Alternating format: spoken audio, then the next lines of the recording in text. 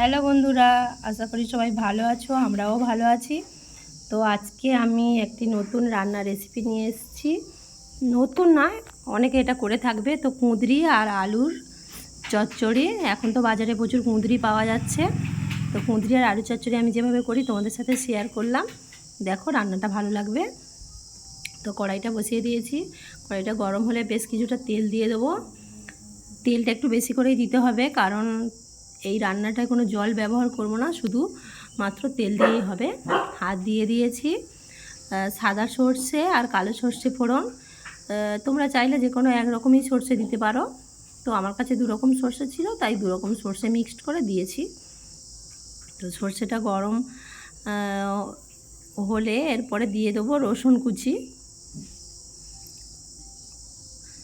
এই যে কিছুটা পরিমাণ রসুন কুচি দিয়ে দিচ্ছি। আমি এখানে প্রায় 200-250 গ্রামের মতন হচ্ছে কুঁদরি নিয়েছি। তো এখানে আমি 5-6টার মতো রসুন কোয়া দিয়েছি।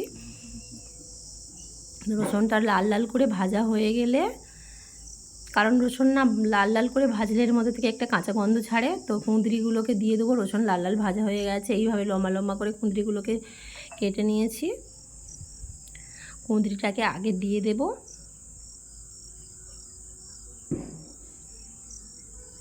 অনেকে কুঁদরি চিংড়ি মাছ টাছ দিয়ে চচ্চড়ি করে, আমি কিন্তু করি না। আমি এইভাবেই করি, আমার এটা ভালো লাগে এইভাবে রান্নাটা করলে।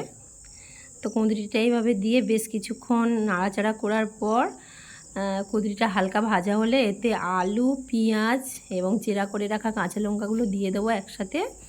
দিয়ে ভালো করে নাড়বো।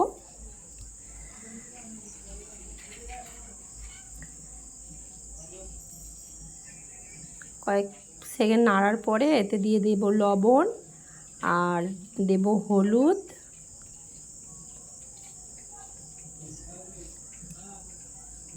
আর দিয়ে দেব ধনে গুঁড়ো। এখানে আমি হাফ চা চামচের মতো ধনে গুঁড়ো ব্যবহার করেছি, আমার আন্দাজ মতো আর কি। আর লবণ হলুদ তো স্বাদ মতো, আর একটু কালার আসার জন্য দিচ্ছি কাশ্মীরি লঙ্কার গুঁড়ো। কেউ যদি মনে করো যে ঝাল খাবে, তার এমনি লঙ্কার গুঁড়ো দিতে পারো। তো আমি কাঁচা লঙ্কা যেহেতু এখানে বেশি করে দিয়েছি, তাই আমি গুঁড়ো লঙ্কা ইউজ করব না। আমি হচ্ছে কাশ্মীরি লঙ্কার গুঁড়োটা দিয়েছি যাতে কালারটা আসে। তো এইভাবে নাড়তে থাকবো। এই যে এখন এই রান্নাটা হতে অনেক বাকি, এতে একটু জল দেব না, শুধুমাত্র তেলের মধ্যেই হবে এই রান্নাটা। তো ঢাকা দিয়ে দিয়ে কিছুক্ষণ করে নাড়বো, আবার ঢাকা দেবো। এইভাবে রান্নাটা করব। এই যে আমার রান্নাটা প্রায় হয়ে এসছে।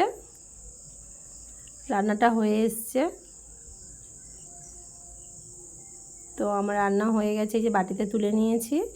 তো আমার কুঁদরির তরকারি খাওয়ার জন্য রেডি। তো রেসিপিটি কেমন হয়েছে জানিও, তোমরাও এরকমভাবে ট্রাই করো।